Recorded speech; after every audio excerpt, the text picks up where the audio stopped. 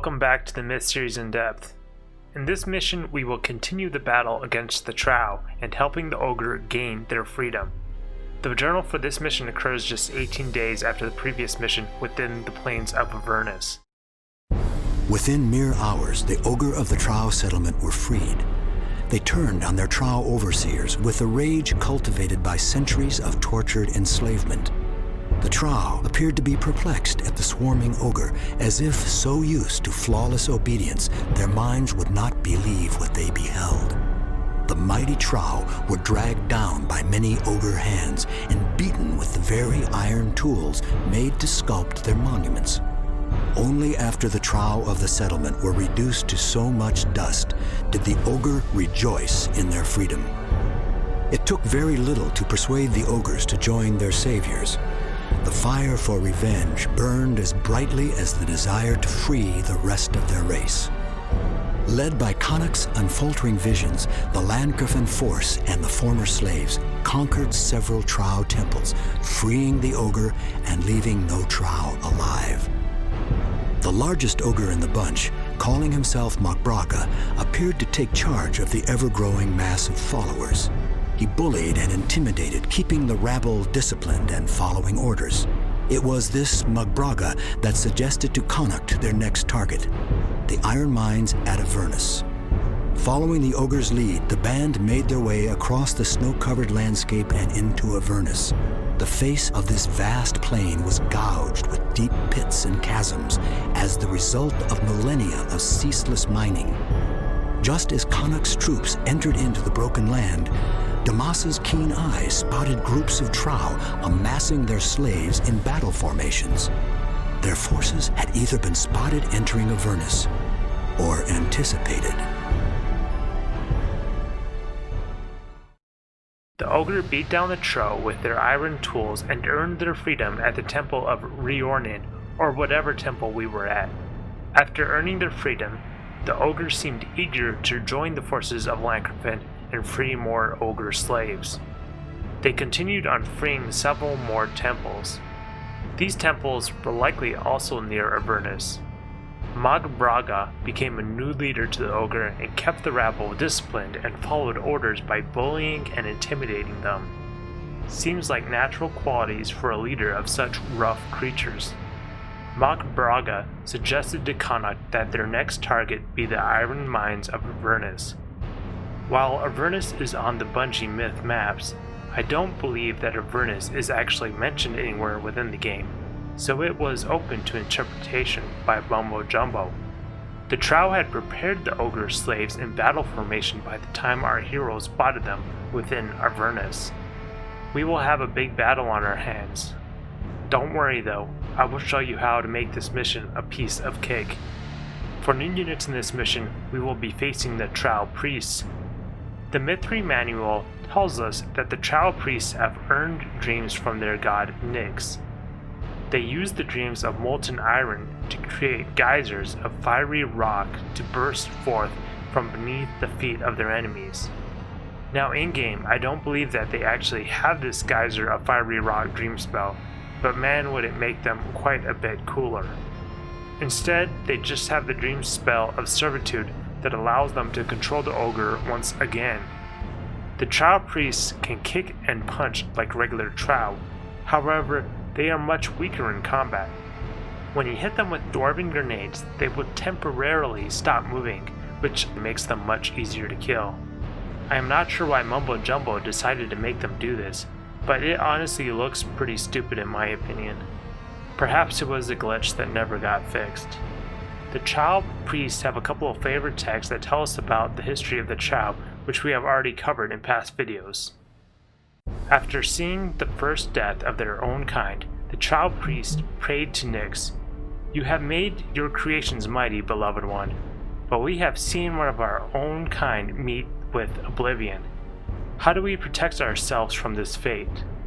The chanting silenced and a wind began to blow through the stone temple.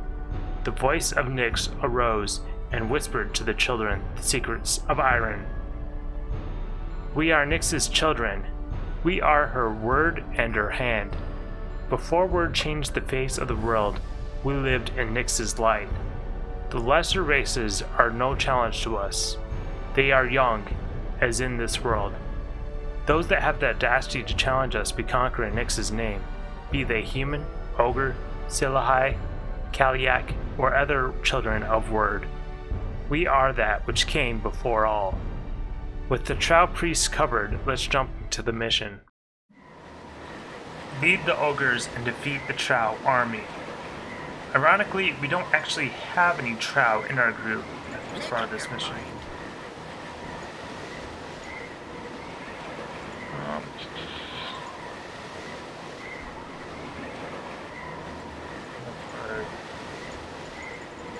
Okay, so when you start this mission, you come across. You'll see what I do. I have a very cheesy way to play this mission. This mission is extremely difficult. But at the very beginning of this mission, you kind of have a ways to move. And you have this kind of ice you can run across. And so the thing is, this ice, once you run across it, you have to be careful that your units don't fall in, but it breaks. It doesn't break very well. It looks pretty crappy, honestly. But you can see, okay, so I got all these units over here, and look, they're separated. They're separated from our heroes. Oh no, what are we gonna do? I'm not sure if we can beat this mission like this, right?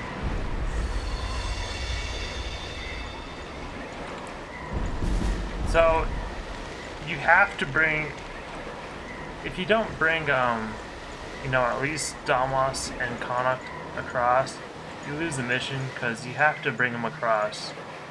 Well, specifically Mildred, I think, but I think you need both of them across in order to initiate. So you kind of just follow this red road.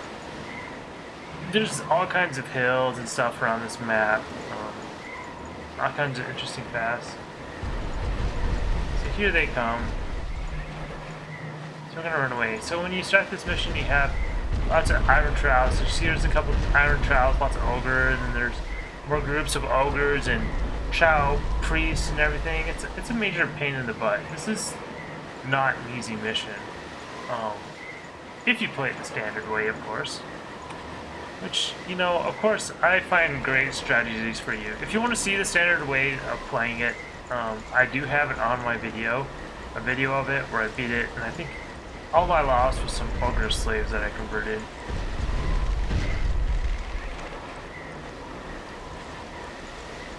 All right.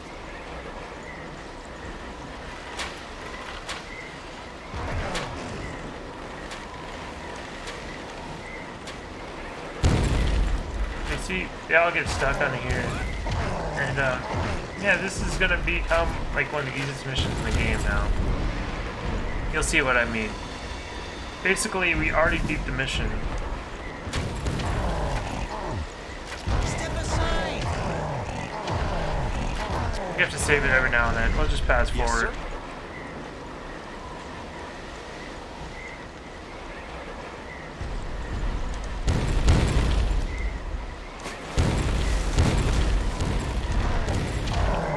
Sir. We could convert some of these guys. No units received.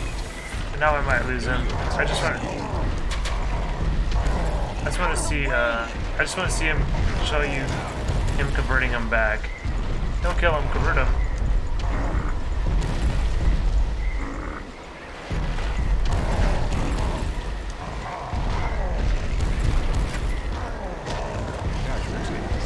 Anyways, he didn't convert him back. I wanted to show it off to you, but we don't want to lose any guys, so we're not going to do that.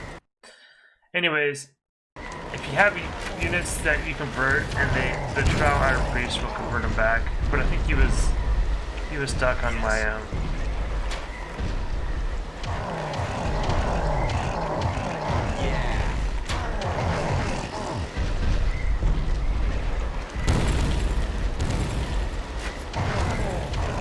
Sometimes they'll come over and they'll attack. And sometimes your dwarves will kill themselves.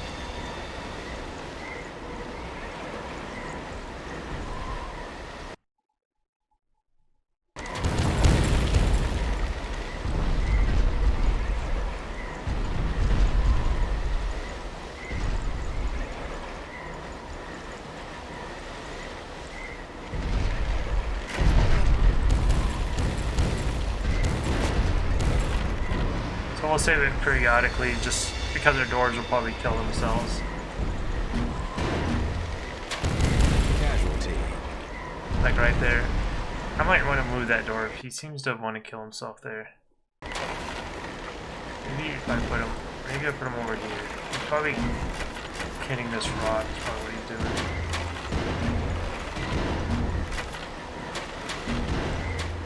There we go. Let's try him there.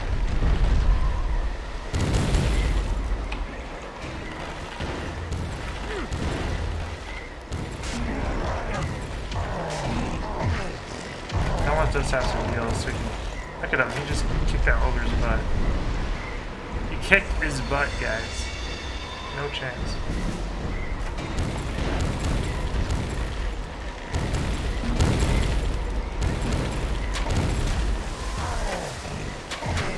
Too easy.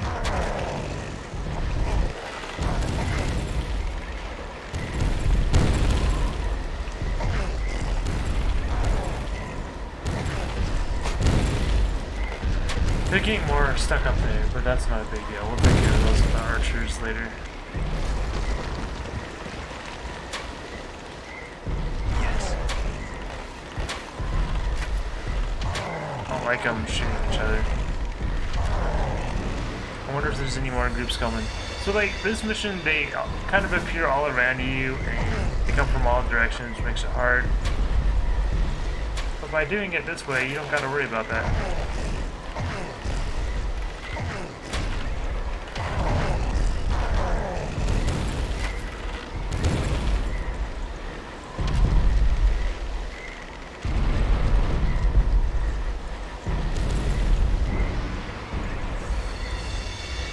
Let's just save it real quick.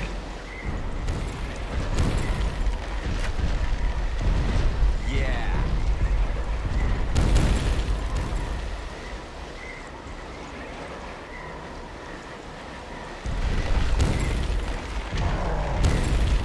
What if I try to shoot flaming arrows right here?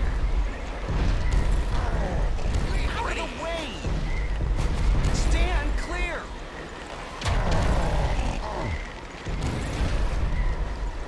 Out of the way. Step up.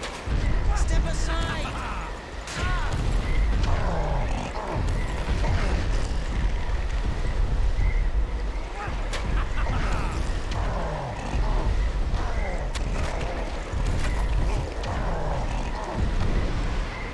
So far so good, we're kicking some butt, that's for sure.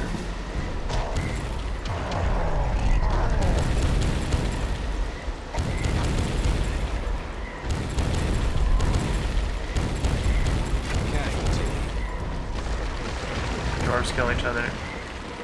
Yep, the dwarf killed himself. I'm not too surprised.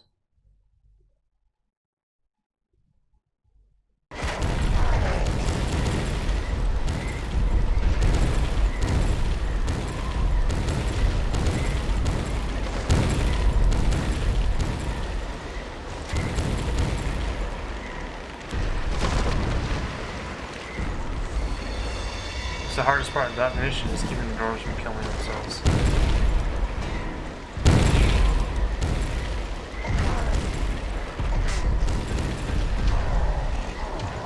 Sweet. How many dead bodies are on this spot? I guess the dead bodies, the doors will kind of disappear. Okay, so now we gotta kill these guys up here. I don't know if there's any more waves or not. Yeah, our guys are turning invisible because there's too many bodies on here. So your guys are right here.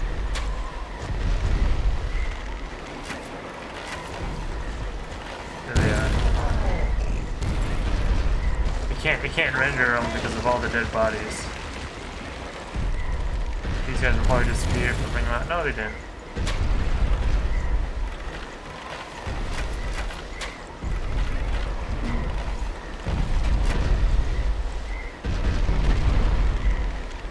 Let our archers kill the rest of these guys.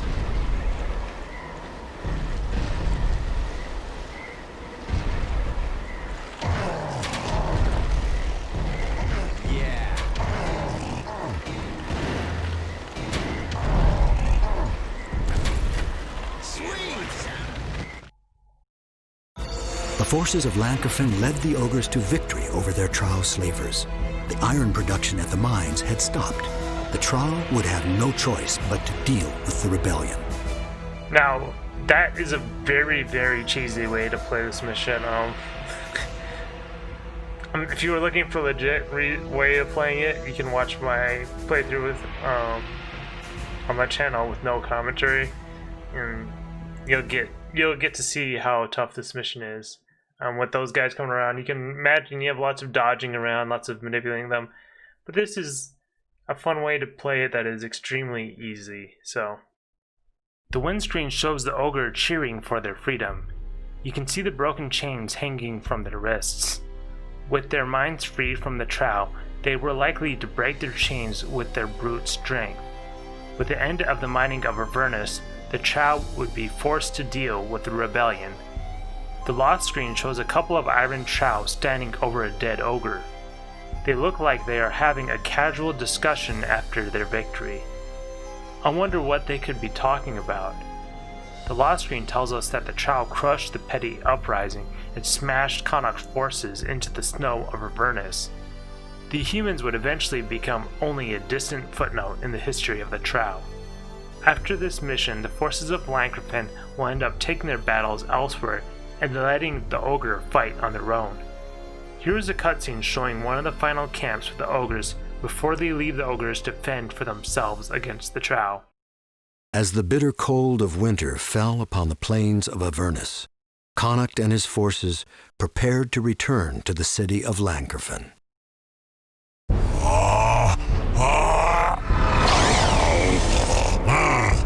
You almost had it.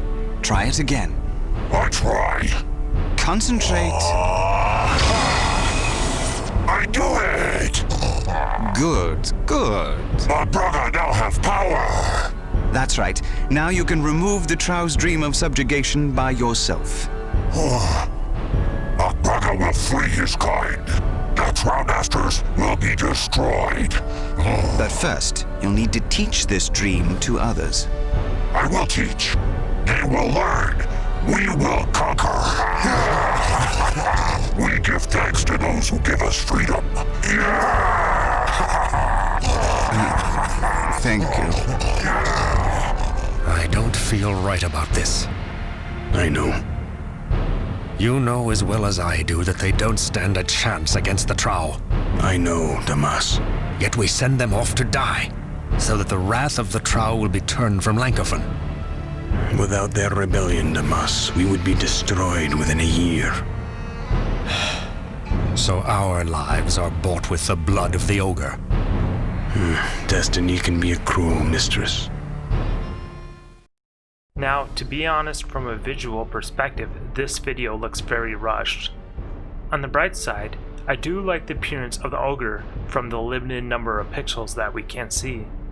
Mildred was able to teach the dream of release to Mog Braga, allowing the ogre to free their fellow ogre from slavery. Without the dream spell, the ogre uprising will not get very far. With Damas and Connacht's conversation, we learn that Connacht knows that the uprising will ultimately end with the extinction of the ogres. It seems that without this sacrifice, the humans would fall soon. This information clearly came to Connacht from Mazarin's spell that gave him the knowledge of the Tain. Is there no fate but what we make for ourselves? Well, that is it for this mission. See you next time in Refugees, where we will be aiding Ravana in protecting her people of the 12 Duns.